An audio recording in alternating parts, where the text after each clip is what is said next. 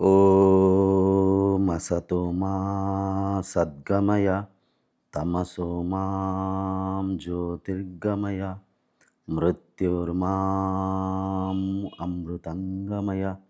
ॐ शान्तिः शान्तिः शान्तिः। ओम गुरुभ्यो नमः। ब्रह्म तत्व सत्संग कार्यक्रम में आप सबका स्वागत है। आज हम मन के 5 अवस्थाओं को गहराई से चर्चा करेंगे, समझेंगे, जो कि क्षिप्त, मूढ़, विक्षिप्त, एकाग्र और निरुद्ध। प्रश्न उठता है, इन 5 अवस्थाओं को समझ के लाभ क्या है। यूँ समझिए, आप संसार में कई लोगों के साथ नाते रिश्ते को जोड़ते हुए जीते हैं, तो जिनके साथ भी आप संगति करते हैं, जीते हैं, रहते हैं, उनकी मन की अवस्था को आप समझ पाएंगे। हम हमेशा कई लोगों को कई सारा उपदेश देते रहते हैं, समझाते रहते हैं, तो जब उनकी अवस्था को, उनके मन की स्थिति को आप समझेंगे, तो उनसे आप कितना गहराई से संपर्क को जोड़ के रखना चाहिए या तो उनसे वंचित रहना चाहिए, इस बात को आप निर्णय कर पाएंगे। दूसरा, स्वयं को समझेंगे, स्वयं के मन की स्थिति को समझेंगे और मन को नियंत्रित कर पाएंगे। हम सब शांति चाहते हैं, हम सब आनंद चाहते हैं, हर्ष उल्लास के साथ इस जीवन को बिताना चाहते हैं। तो ये जो मन की अवस्थाओं को जब आप समझेंगे और उसके कारण को जब आप समझेंगे, मन को जब सुधारने के प्रयत्न करेंगे, जीवन की असली आनंद को, रस को ले पाएंगे। तो आइए हम समझेंगे ये सब क्या है। मन की अवस्थाएं है, मन की स्थिति है। मन की स्थिति कैसे निर्माण होता है, इससे पहले मन क्या है उस वीडियो में हम समझे थे। मन को माता पिता से जैसे संस्कार मिलता है, जैसे संगति के साथ संगति करता है, जैसे माहौल में रहता है, जैसे पढ़ाई के माध्यम से, टीवी मोबाइल से चीज़ों को ग्रहण करता है, सीखता है, फिर धीरे धीरे उस मन की स्थिति वैसे संस्कार के रूप में निर्माण होता है। तो खैर कुछ भी है, मन की स्थिति को सुधार सकते हैं, मन की स्थिति को परिवर्तन कर सकते हैं, यह संभव है। तो आइए हम मन के 5 स्थिति को समझेंगे, परखेंगे, उसके बाद में मन को निरुद्ध अवस्था में लेने के लिए साधना करेंगे। तो साधना में प्रवेश करने से पहले मन के अवस्थाओं को, मन के गुणों को, मन के स्वभाव को समझना निहायत आवश्यक है। मन की अवस्थाओं में से पहली अवस्था क्षिप्त अवस्था। क्षिप्त अवस्था, ये जो क्षिप्त अवस्था होता है, ये चंचल मन होता है, अस्थिर मन होता है, व्याग्र स्थिति होता है। कुछ एक बात को पकड़ के मन राग द्वेष करते रहता है, मन संशय करते रहता है। जब कोई संसार में कुछ घटना अघटना हो जाता है, संसार में कोई झगड़ा झंटी हो जाता है, मनांतर मतांतर होता है, कुछ भौतिक वस्तु को आप खो जाते हैं, भौतिक रिश्ते को आप तोड़ देते हैं, मन इस स्थिति में रहता है। जब मन में कोई बड़ा चाहत होता है, आपको प्राप्त नहीं होता है, या तो मन जब मूढ़ता में रहता है, मतलब मन जब केवल भौतिक ज्ञान होता है, मन में आध्यात्मिक विचार नहीं होता है, ये भी एक कारण है, बोल सकते हैं। तो मन चंचल रहता है, बेचैन रहता है, व्याकुल रहता है, एकदम जो क्षिप्त मन है, जिस शरीर के मन क्षिप्त स्थिति में है, एकदम चिढ़ जाते हैं, एकदम दूसरों के साथ दुष्व्यवहार करते हैं, लोभी होते हैं, ठगते हैं, स्वार्थी होता है। तो क्षिप्त मन यूँ समझिए चंचल, अस्थिर, बेचैन मन है, बेचैन मन। क्षिप्त के बाद आ जाता है मूढ़, मूढ़ मन। मूढ़ अवस्था यूँ बोल सकते हैं आलस्य अवस्था है, आलस, मन के आलस वाला स्थिति है।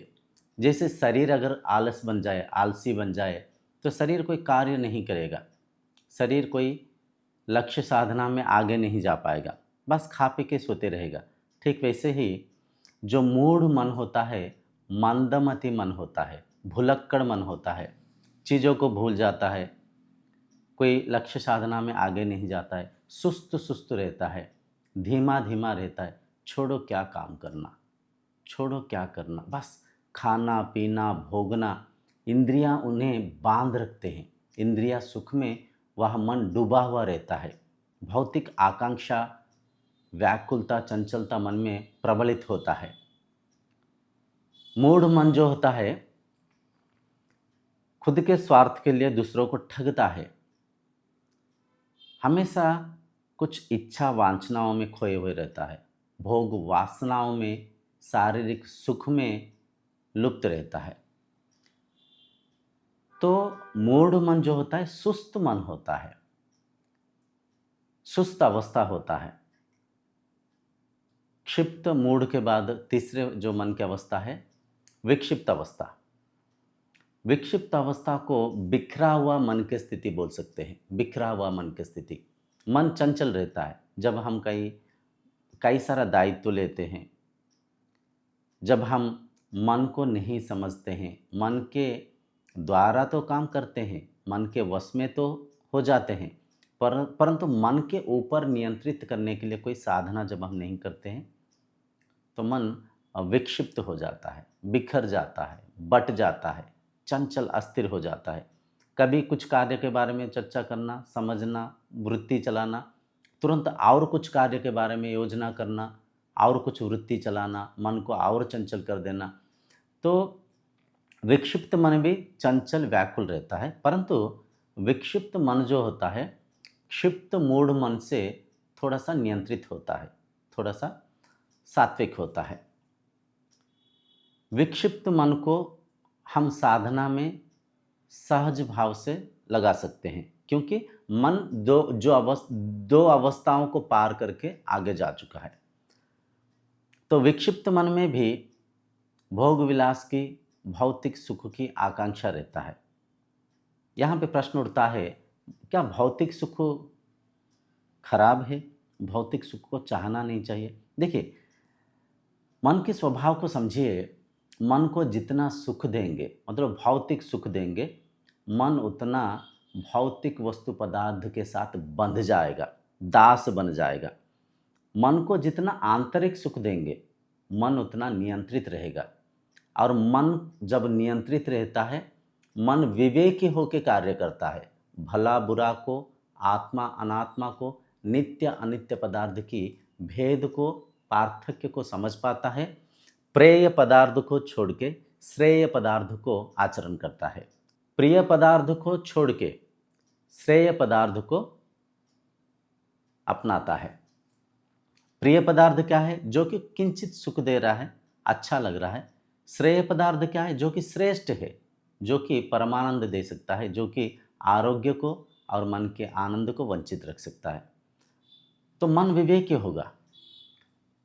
तो विक्षिप्त अवस्था में भी मन बहिर्मुखी होता है, अस्थिर चंचल रहता है। विक्षिप्त मन को जब आप साधना में लगाएंगे, नियंत्रण करेंगे, ध्यान, धारणा, स्वाध्याय, शास्त्र अध्ययन के माध्यम से विक्षिप्त मन को आप एकाग्र स्थिति में लेके जा सकते हैं। एकाग्र, जो चौथी अवस्था है, एकाग्र अवस्था।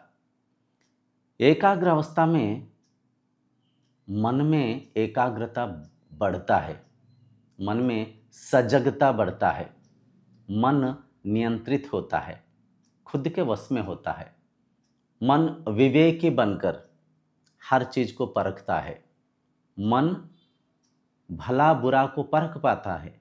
आत्मा अनात्मा को परखते हुए आत्म तत्व के साथ, नित्य पदार्थ के साथ जुड़ता है, अनित्य पदार्थ से वंचित रहता है। एकाग्र मन के नियंत्रण में इंद्रियां हो जाते हैं, मन वश में हो जाता है। जब एकाग्र स्थिति आ जाता है, मन में धारणा सहज हो जाता है, मन ध्यानस्थ होता है।